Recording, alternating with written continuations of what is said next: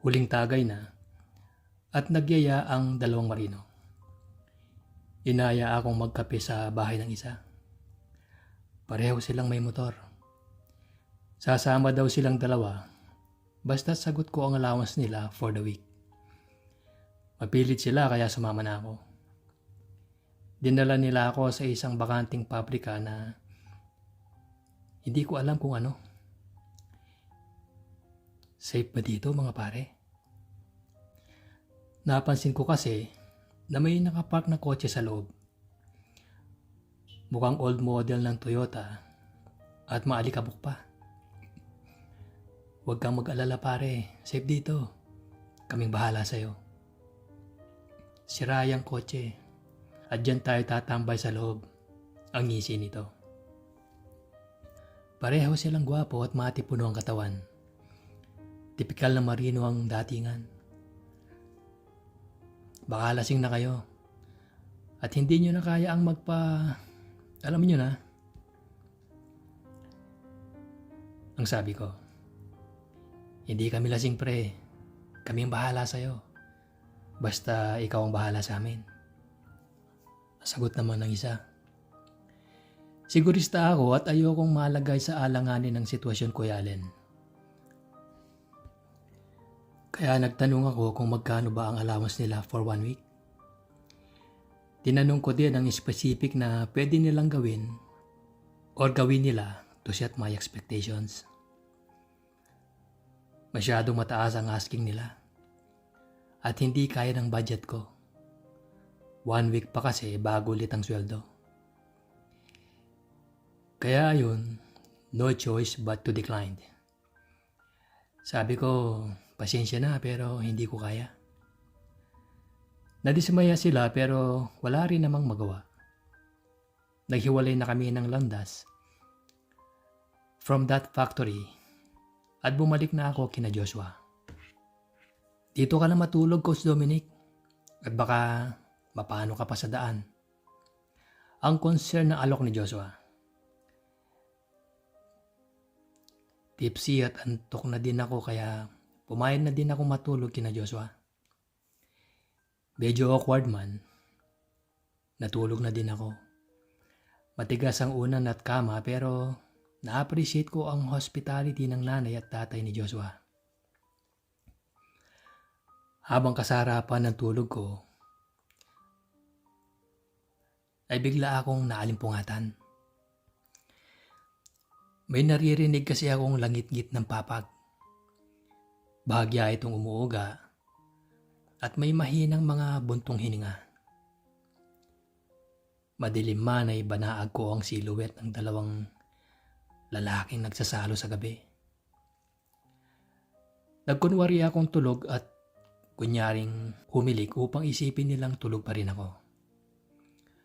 Doon ko nakumpirma na tap pala si Joshua. At hindi nila sinayang ng jowa niyang si Denver ang pagkakataong yon.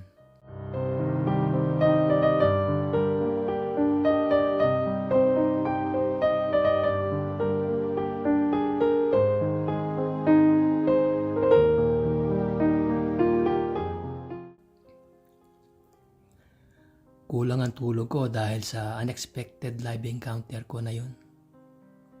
Kinaumagahan, pagkatapos magkape, agad na akong umuwi. At patay mali siya nagpaalam kay Joshua at Denver.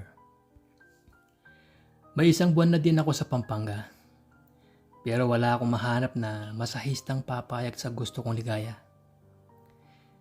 Si kuyang masahista na taga Arsicola, bagamat magaling, ay nakulangan pa din ako sa performance niya. Panay ang shares ko sa mga chat at text history. At yun, nakita ko ang chat namin ni Kuya Chris. Taga Bulacan ito at dati ko ng kontak. Sinubukan ko siyang kamustahin at tanungin kung pwede ba siyang magmasahe sa area ng Pampanga. Saan sa Pampanga, sir? Ang tanong ni Kuya Chris. Sa may Mexico lang, ang sagot ko naman. Sige, walang problema. Suki na kita, sir. Kaya kahit malayo, pupuntahan kita. Ang sagot nito. Si Kuya Chris ay nakilala ko sa sinehan sa Cubao bago pa mag-pandemic. Mabait at tama ang presyo at hindi mapagsamantala. Hindi kagaya ng ibang masahista. Na-appreciate ko na kahit sa Pampanga na ako, ay willing siyang puntahan ako. Andito na ako, sir. Ang sabi sa mensahe nito. May mga 15 metro pa ang layo, pero kita ko na kaagad si Kuya Chris.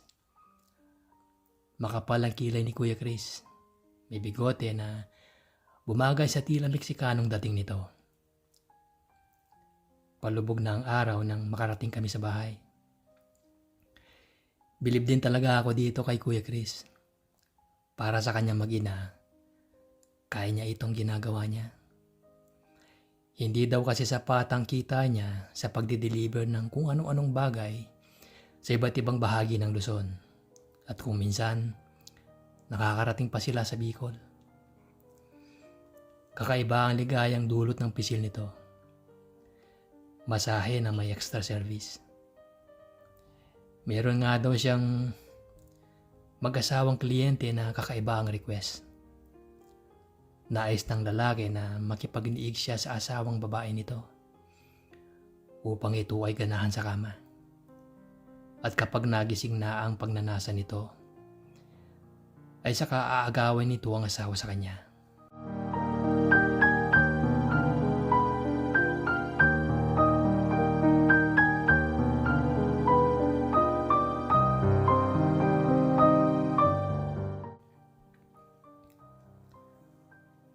Ayos na ba sa'yo dito sa sofa, Sir Dominic? Ayos lang, Kuya Chris. Ang sagot ko naman. Pwede mo nang simulan. Ang sabi ko. At kumawala ang pilyong ngiti ko habang nakikita ko ang aking refleksyon sa isang malaking salamin na nasa tapat ng aking upuan.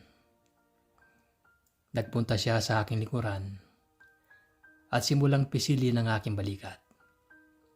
Sumabay sa saliw ng musika ang kanyang paghagod sa aking balikat at likuran.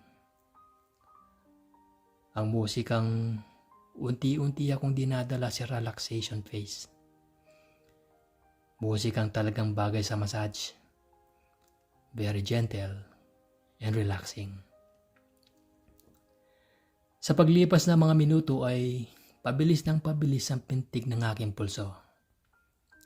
Sabay ng tibok ng aking puso ay nakikipaghabulan sa aking hininga. Naglakbay ang aking diwa. Bawat hagod ay may dulot na kiliti na siyang bumubuhay sa init ng aking katawan.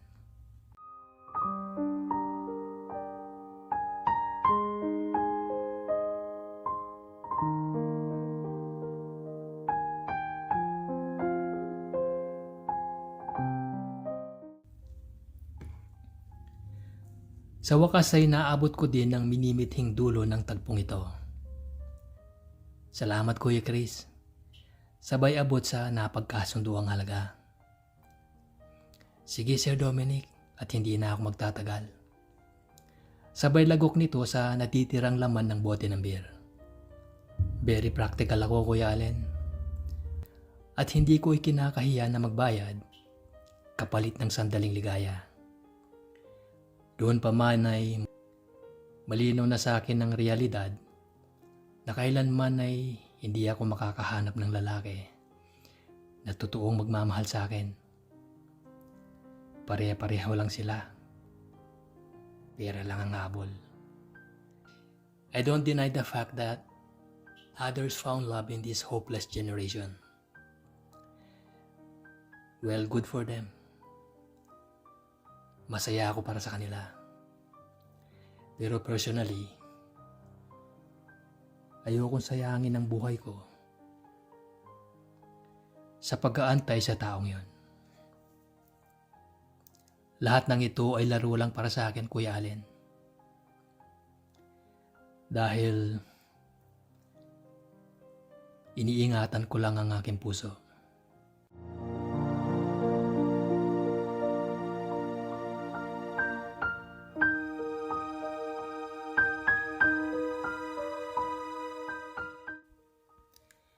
Excited ako ngayong araw dahil for the first time, I will handle a group na under sa akin team.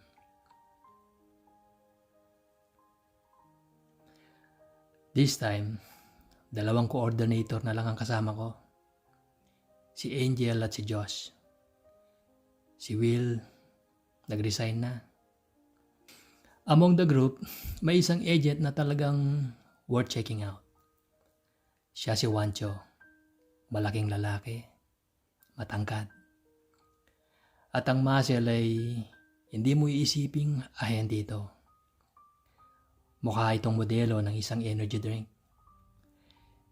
Hindi ko pa makakalimutan nang matapos ang paseminar ko, we shake hands. And his grip sa kamay ko ay very intense. Parang may kuryenteng gumapang sa bukong katawan. Nanlambot ang tuhod ko, Kuya Allen. But of course, hindi ko ito pinahalata. After all the picture taking for documentation, ay lumapit sa akin si Juancho at sabay bulong na pasend sa akin ng mga picture. Ito ang messenger ko. Sabay abot ng cellphone niya sa akin. Muli kong naramdaman ang init. And this time, nagmula sa mainit niyang hininga sa aking tenga. Ito ay gumapang sa aking leeg. Okay, sige, no worries.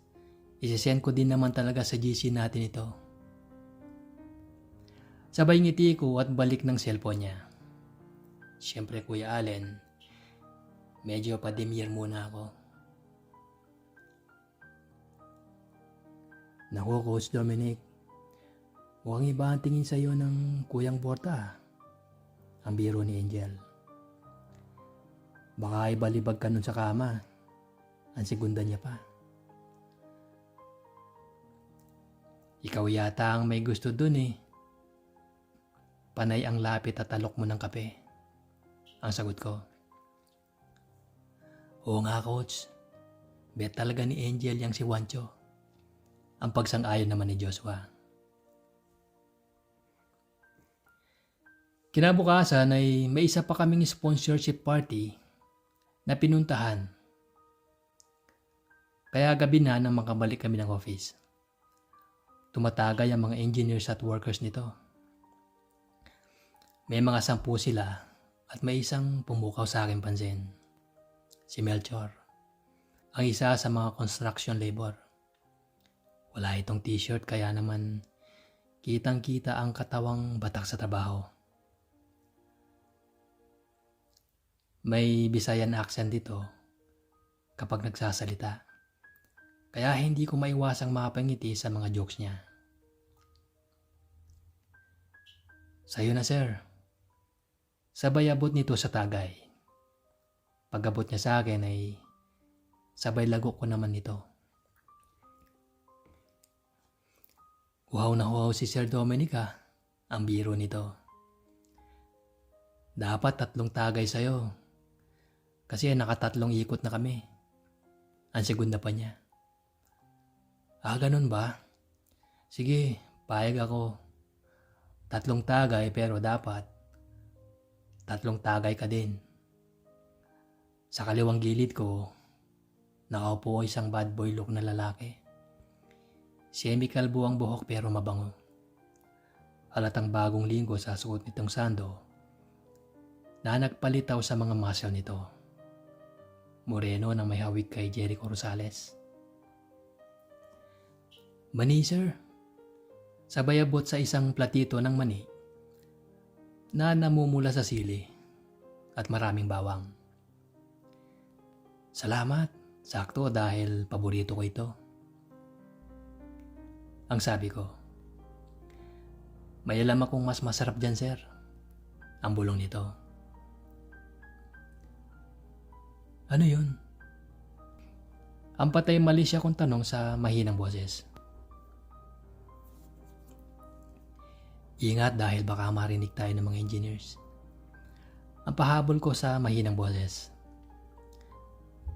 Mamaya sasabihin ko, Akong bahala sa iyo, Sir Dominic. Tumagay na lang muna tayo. Sabay pilyo itong ngumiti at pinisilang kamay ko ng patago. Tara, Sir Dominic. Ang bulong ni Jeric. Sakto, busy ang lahat. Saan ba tayo pupunta? Ang tanong ko. Basta akong bahala sa iyo, ang sagot nito. Naglakad kami papunta sa likod ng site. Sa bahagi na madami ang mangga. May 20 tipad din ang layo. Halos mawala ang lasing ko dahil sa pawis dulot ng mainit na gabi sa Mexico, Pampanga. Agad ay tinanggal niya ang kanyang sandong itim. Tumambad ang tone muscles at manipis na balahibo nito sa dibdib at pusod na lalong nagpainit sa kanina pa ay pawis kong katawan. Akmang luluhod na ako. Sa hindi kalayuan ay may kaluskos kaming narinig na tila papalapit sa pwesto namin ni Bernard. Lalong kumabog ang aking dibdib sa magkahalong kaba at excitement kung sino kaya ito. Anino ng isang pamilyar na matipon ng lalaki ang nakita ko sa dilim na unti-unting luminaw ang figura nang matapatan nito ng ilaw ng poste sa hindi kalayuan. Si Juancho pala, ang sigaw ng isip ko. Sabi ko na dito kayo pupunta. Ang may halong pang-aasar nitong nasabi. Huwag kang mag-alala. Hindi kita isusumbong kay engineer. Basta ba isama niyo ako sa masarap na balak niyo. Ang sabi nito. Ayos lang ba sa'yo, Sir Dominic? Ang tanong sa akin ni Jeric. Medyo matagal akong nakasagot. Sige, ayos lang. Basta sekreto lang natin itong tatlo. Hindi ito dapat marating sa opisina. Ang sabi ko. Niyakap ako ni Juancho sa likod. At ramdam ko ang mabilis na kabog ng kanyang puso. Habang sa harap ko naman ay si Jeric na nakapatong ang 2 kamay sa likod ng batok nito. Ayos ito. Isang Kapampangan at isang Bisaya ang kasabay kong lumigaya. Nagpaubaya silang 2 sa mga kilos ko. Tunay nga na masarap ang Kapampangan at samahan pa ng Dax na Bisaya.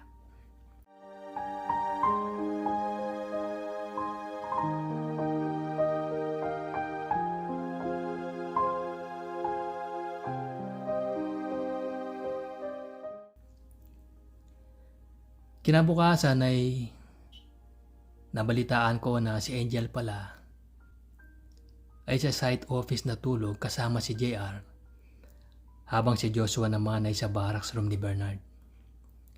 Nagpatuloy ang 3 buwan at bawat Sabado night ay nagkikipag-inuman kami sa kanila. Nagbibigay din kami ng pambili ng alak. Ngunit madalas ay libre ng mga engineers.